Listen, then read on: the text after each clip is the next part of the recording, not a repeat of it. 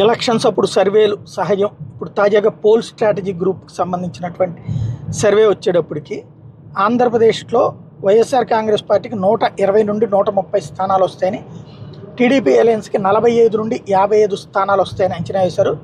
లోక్సత్తాకి 19 నుంచి లోక్సభలో 19 నుంచి 21 స్థానాలు వైఎస్ఆర్ కాంగ్రెస్ పార్టీకి, 4 నుండి 6 స్థానాలు తెలుగుదేశం పార్టీ అలయన్స్కి వస్తాయని అంచనా వేశారు. అట్లాగే జెండర్ వైజ్ చూసుకుంటే వైఎస్ఆర్సీపీకి 48% మంది పురుషులు, 55% మంది మహిళలు ఓట్లు వేస్తారని, అదే సందర్భంలో టీడీపీ జనసేన బీజేపీ కొంటకు 47% మంది పురుషులు, 40% మంది మహిళలు వేస్తారన్నటువంటిది అంచనా వేశారు.